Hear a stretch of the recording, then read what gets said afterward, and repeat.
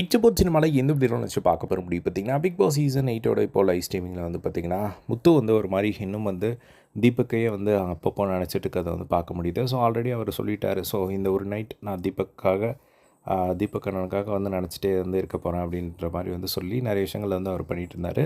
So இப்போ வந்து பார்த்திங்கன்னா, தீபக் அவர் உட்காந்துட்டு இருக்கிற இடத்துல போய் படுத்துட்டு இருந்தார். அப்போது பவித்ரா வந்து போய் உள்ளே படுங்க அப்படின்னு சொல்லும்போது வந்து பார்த்திங்கன்னா, அப்போது இல்லை தீபக் அண்ணன் இங்கே தானே இருப்பார் அப்படின்னு சொல்லிட்டு அவங்க அங்கேயே உட்காந்துருந்தாங்க.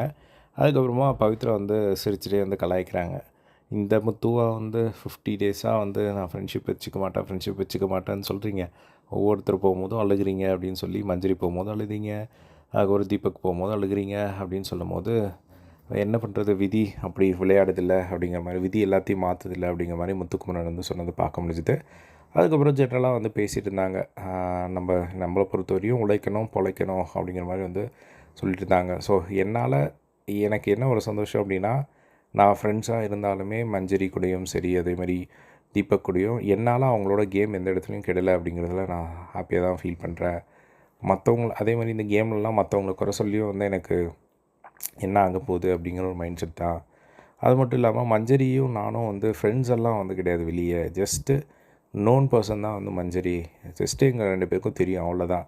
இங்கே வந்து தான் வந்து நாங்கள் ஃப்ரெண்ட் ஆனோம், எங்களுக்குள்ளே ஒரு பாண்டு வந்தது எல்லாமே அப்படிங்கிற மாதிரி வந்து பேசிகிட்டு இருக்கும்போது நடுவில் வந்து சுனிதா வராங்க. சுனிதா வந்தோடனே அவங்க ஒரு விஷயம் சொல்கிறாங்க.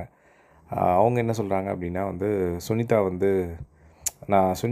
இந்த வீட்டில் இருக்கிறது கிரேட்ஃபுல்லாக ஃபீல் பண்ணுறேன் அப்படிங்கிற மாதிரி சம்திங் வந்து சொன்னோடனே, அப்போ ஏதோ ஒரு இன்சிடெண்ட் மென்ஷன் பண்ணி வந்து சொல்கிறாங்க. அது எக்ஸாக்டாக என்னன்னு தெரியல. ஸோ அப்போது வந்து பார்த்திங்கன்னா, சுனிதா வந்து நீ கிரேட்ஃபுல்லாக ஃபீல் பண்ணுற அப்படின்னா, ஏதோ ஒரு விஷயம் வந்து சுனிதா வந்து முத்துக்காக ஏதோ பண்ணியிருக்காங்களா இல்லை என்னன்னு தெரியல.